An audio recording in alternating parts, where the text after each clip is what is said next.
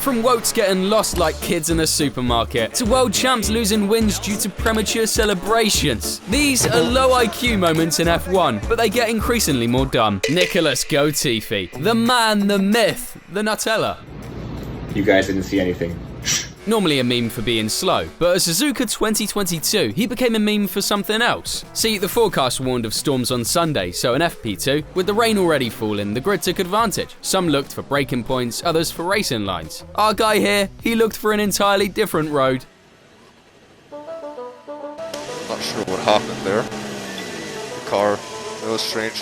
Bro, you're the strange one, Nicky, not the car. Either way, as much as we like to roast him like a lost dad at IKEA, he's not alone. Hello. Because even Kimi Räikkönen, yes, Mr. Just leave me alone, I know what to do. Literally didn't know what he was doing in Brazil 2012. By lap 52, with conditions sliding downhill, Kimi reached Junshao and straight up missed reality. And Kimi Räikkönen looks to be trying to find a route home early. Mistakes happen, sure, but this was the exact moment your brain is supposed to scream, "Turn left, Kimi, turn left." We don't have to remind every Instead, he went full rallycross through the grass, only to find the road blocked. We're about to have a Porsche race because that's where they all come from, but they've obviously shut the gate now. So he spun around, rejoining like a confused NPC. Kind of the same thought Sorokin should have had in 2018 when Checo appeared like a savage Pokemon in front of him at the pit exit. Hamilton's gone wrong! And Kimi Räikkönen involved. Ooh, Sergei Sorokin suddenly sees a Force India facing the wrong way. Like seriously, he was probably wondering how the hell he ended up there. Even though this doesn't exactly count as a low IQ moment, but it counts as good as a reason to subscribe, eh? Anyway, as you can see, errors don't always happen on the racing line. Sometimes they happen in the one place that should be the safest, the pit lane. Curiously, it is supposed to be simple. Stop, service, go. For Hamilton though, it became the site for two of his most infamous lapses. Canada 2008. The safety car is deployed after Adrian Sutil retires. Most leaders pit, including the McLaren driver. A good stop, then he's released. Everything normal. Until here. Because at the end of the lane, the light was red. Kimi and Kubica obeyed. Nevertheless, Lewis Hamilton has hit the back of Kimi Räikkönen.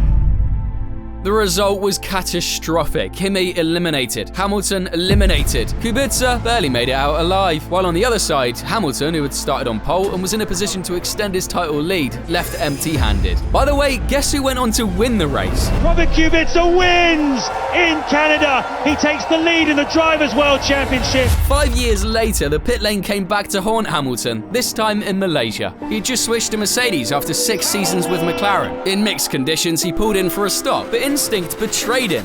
Yeah, Lewis Hamilton has had a bit of memory fade and has gone to McLaren. They waved him through, they still like him, but it's not his garage. Get on with it, Lewis. Jensen's coming in. Some might say it was just habit. After all, he'd been stopping there for years. However, history has shown us that it has become an increasingly common mistake. From Button's brain fade. Look at that, he's in the wrong pit. He stopped in the wrong box. Jensen still thinks he's driving for the team that finished first in the championship. Up to Franco's premonitions. He's got the right garage. He hasn't got the right garage. At least none of them have a resume of pit lane fails as extensive as Valtteri Bottas. It all began with an almost 1 minute stop in Bahrain 2024, watching a front right nut refusing to move. He's been there for 39 seconds as they tried to get Wrong tyre. and this is game over. Next, a dangerous spin due to the Finn trying a second gear launch to improve traction.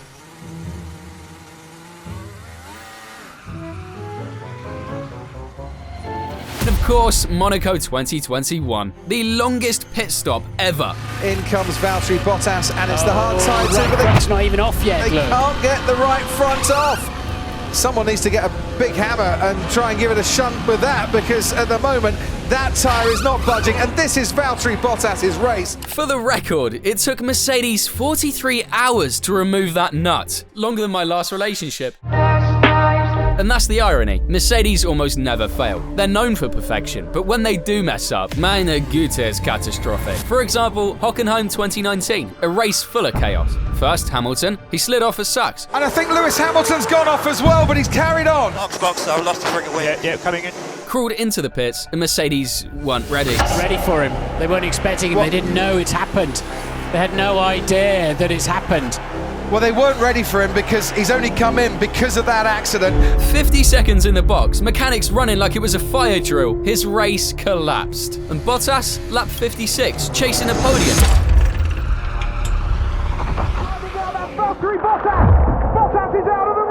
Safety car. There'll be another safety car here. Oh, and Toto Wolff. Max won, and Mercedes went home humiliated. Finally, secured 2020. Hamilton tested positive for COVID, so Russell subbed in. And he didn't just step in, but he went faster than Valtteri all weekend. However, on lap 63, the Silver Arrows would try a double stack, and disaster would hit them. Yeah, they have to.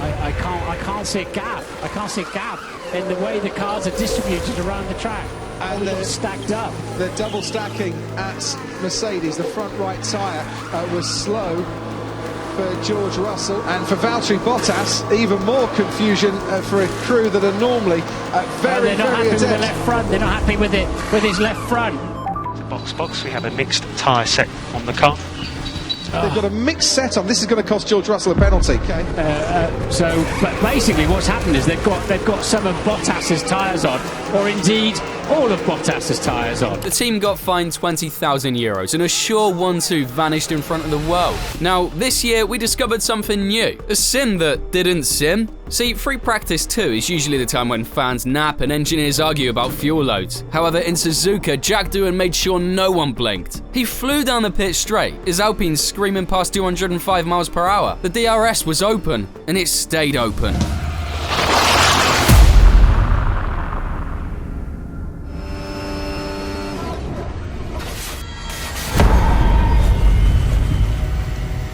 The track fell silent. Red flags waved as marshals rushed to the scene. The cause was almost too simple. Doohan had not pressed the button. In the simulator, DRS closed by itself. On track, it did not. The team called it a misjudgment, but it was more than that. It was proof of how technology, when trusted blindly, can betray its student. Fortunately, Doohan emerged unharmed after medical checks. The Alpine, though, was wrecked. The consequences were immense. Within minutes, he was photoshopped into cartoons, collages, and games. The timing couldn't have been worse. Doohan was already under pressure fighting Franco Colapinto for the seat. This crash gave Alpine the perfect excuse. Breaking news we brought you earlier this morning, Franco Colapinto is replacing Jack Doohan at Alpine, starting in next week's Emilia-Romagna Grand Prix. Doohan out. And here's the thing, it opened a debate. Should the FIA mandate automatic DRS closure for ultra-fast corners like Suzuka's at turn 1? Many engineers argue yes. Different compared to Ericsson's accident? Yes.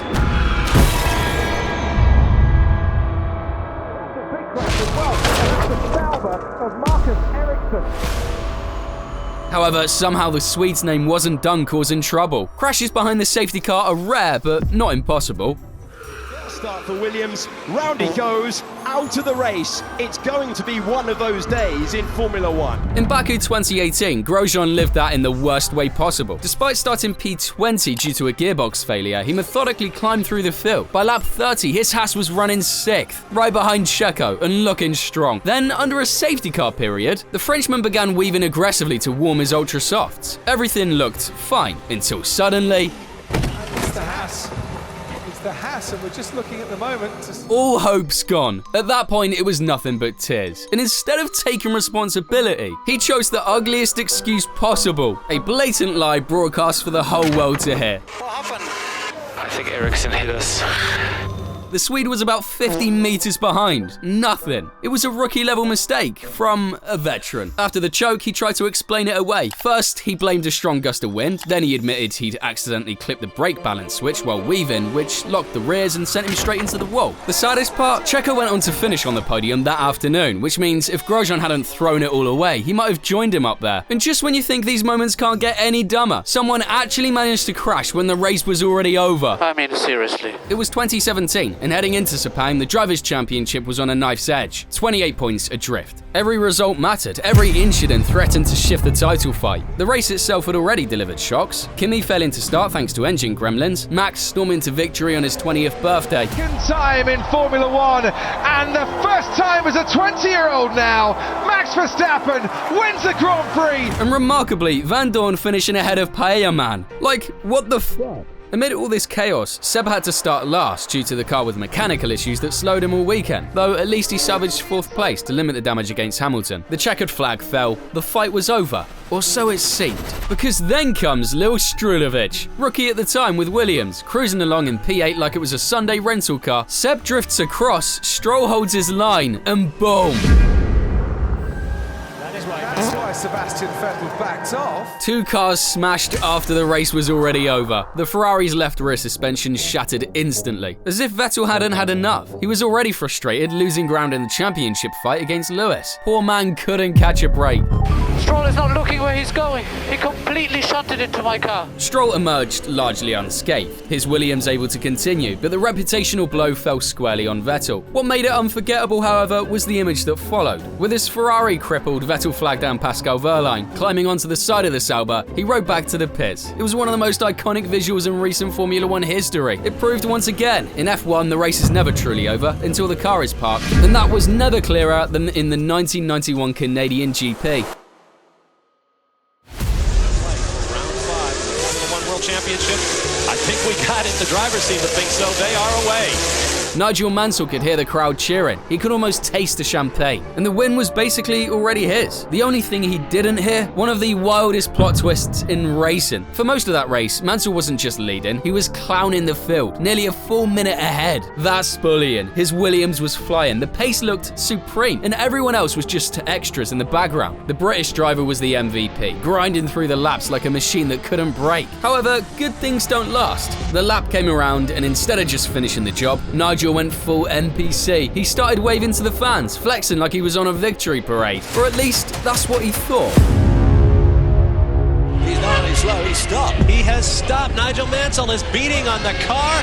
Could this be? The revs dropped too low. Maybe he hit the wrong switch. Maybe the gearbox betrayed him. Either way, the Williams just died. Dreams shattered. He could literally see the checkered flag. He went from top-class domination to a complete L in just a few corners. Piquet, who hadn't even been close all afternoon, just strolled by like, oh, thanks, mate. We'll see Nigel Mansell there by the side of the road. And stole the win. Instead of holding a trophy, Mansell ended up without points. But if you thought just one driver making a dumb mistake was peak comedy, wait until that time the whole grid itself decided to become a walking comedy show. The so-called Temple of Speed, a place where slipstream is basically a cheat code. Get it right and you look untouchable, like you're in a league of your own. But what if it happens the other way? And that, my friends, is exactly what happened in 2019. So here's the setup. Q3 was red flagged at 6:35 when Raikkonen lost control of his car and spun out wide into the tyre barriers at turn 11.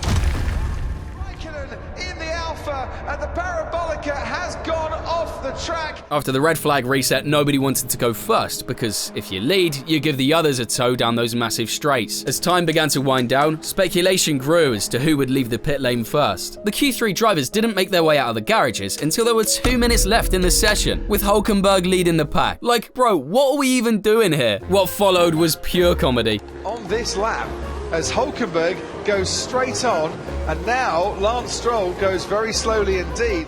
Or someone's not going to get to the checkered flag in time and start their final lap, and they're all queuing up. The slowest race at the fastest track, acting as if the clock had magically stopped. But the thing is, the clock didn't stop. It was ticking louder than Toto Wolff breaking another headset. Then came the final lap window. 9 cars, bumper to bumper, all tilted, all waiting for someone else to go. Leclerc tucked in behind Sainz like a kid who actually read the homework instructions. The rest, only Carlos even made it to the line in time. They've made it! Come on, guys. They've not made it! Carlos Sainz has made it. The stewards handed out reprimands to Hülkenberg, Sainz and Stroll for driving unnecessarily slow. And the fans? Oh, the fans went nuclear. And honestly, they weren't wrong. However, even though Sainz was the only one to set a lap in that final round of Q3, in reality, it meant nothing since he improved his time from P7 to an astonishing... He crosses the line, he stays in 7th. That's right, P7, baby. Meanwhile, Leclerc walked away with pole from his first attempt. Ferrari fans went absolutely mega. Flags, celebrations, the whole party. In the end, Monza proved something kind of poetic. The dumbest moments in racing don't always come from the race, big crashes or crazy spins. Sometimes they come when the fastest sport on earth literally forgets how to move. And actually, speaking of speed, I've been getting into something new lately, MotoGP. And since a lot of you guys enjoy this format with the F1 videos, I thought why not do something similar for MotoGP, so I've launched a new channel for it. I'm still learning, so sorry if I mess up a few things or pronounce something a bit weird. The first video is already out and I'd really appreciate it if you checked it out, but only if you're actually into MotoGP or you want to get into it. If it's not your thing, no worries at all. I mean, I'd love the support, of course, but it's honestly better not to subscribe just for that, because that helps the channel reach real MotoGP fans instead of kind of messing around with the algorithm. That way it can grow the right way with a proper community of fans. And don't worry, the F1 videos are not going anywhere. I'm leaving the new MotoGP video on the end screen, so if you want to check it out, here it is. And as always, thank you for watching.